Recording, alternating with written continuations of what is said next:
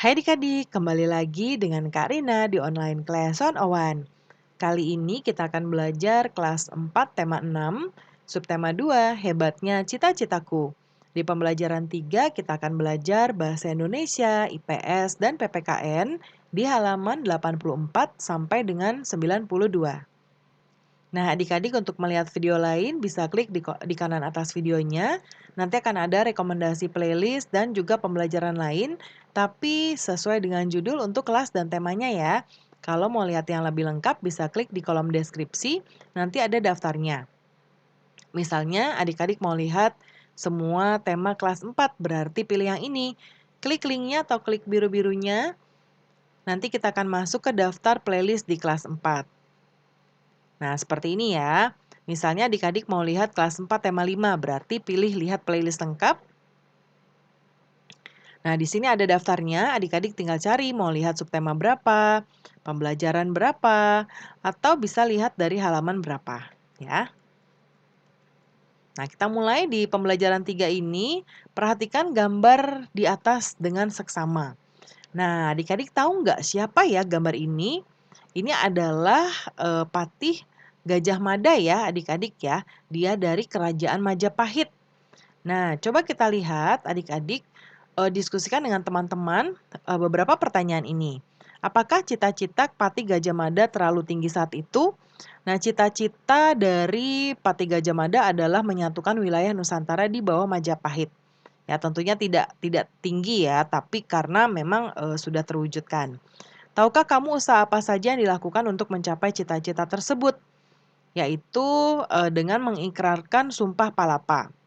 Tahukah kamu bagaimana cara Patih Gajah Mada mewujudkan cita-citanya? Yaitu dengan benar-benar melaksanakan Sumpah Palapa yang diucapkan ketika diangkat menjadi Mahapatih Majapahit. Nah, berikutnya kita akan membaca teks bacaan judulnya Cita-cita Besar Patih Patih Gajah Mada. Ya, ini boleh adik-adik baca. Lalu kita akan membuat ini ya. Kita akan membuat peta pikirannya di sebelah kanan.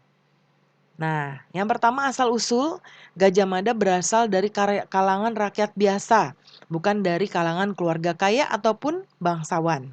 Perjalanan karirnya, dia memulai pekerjaannya sebagai anggota prajurit Bayangkara dan patih kerajaan Majapahit pada masa pemerintahan Ratu Tribuana Tunggal Dewi. Cita-citanya menyatukan seluruh wilayah Nusantara di bawah kekuasaan kerajaan Majapahit. Kemudian sikap dan nilainya, kerja keras ya, sikapnya kerja keras, terus menempa diri, nilainya teguh pada pendirian dan sungguh-sungguh. Nah, berikutnya ya ada puisi judulnya Mahapatih Gajah Mada. Nah, ini boleh adik-adik baca juga.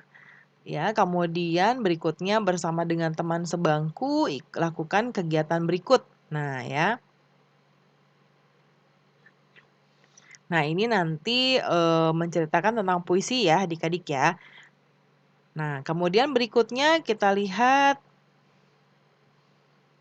tugas kita berikutnya.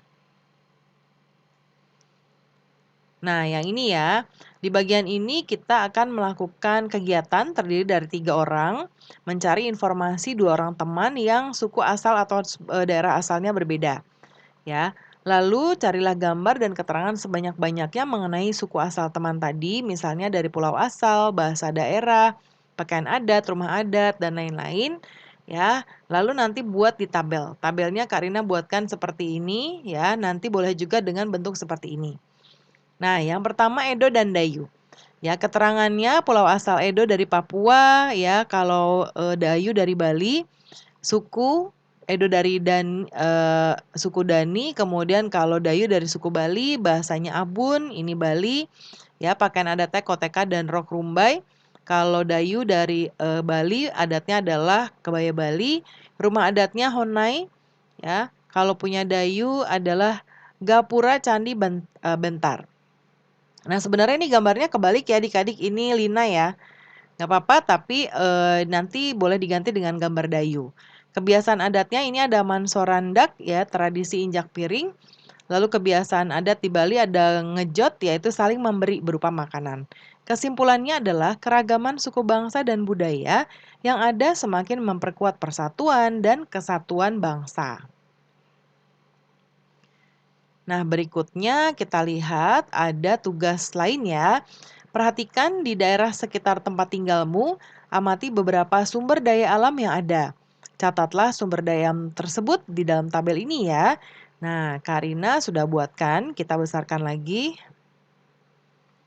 Yang pertama air, ya, terdapat di sungai untuk mengairi sawah, hewan terdapat di sungai untuk bahan makanan, lalu ada kayu di hutan untuk bahan bangunan, lalu minyak bumi di tanah ya untuk bahan bakar, lalu ada batu di sungai untuk bahan bangunan. Nah, ini contoh beberapa, adik-adik boleh gunakan yang mana yang adik-adik pilih ya. Kemudian berikutnya kita akan menjawab beberapa pertanyaan. Yang pertama, sumber daya alam mana saja yang paling banyak tersedia di daerah tempat tinggal adik-adik? Nah, ini disesuaikan ya dengan tempat tinggal adik-adik. Kak Rina contohkan misalnya kayu. Bagaimana masyarakat sekitar memanfaatkannya, yaitu sebagai bahan bangunan. Yang nomor 3, bagaimana usaha masyarakat di sekitar menjaga dan memelihara. Ya, hutan dirawat dengan cara penanaman kembali ya kayu yang telah ditebang atau kita sebut dengan reboisasi. Nah, pembelajaran kita sudah selesai ya adik-adik. Terima kasih sudah menonton sampai akhir. Mohon dimaafkan apabila ada kesalahan dalam perkataan maupun dalam materi yang diberikan. Sampai jumpa di pembelajaran berikutnya.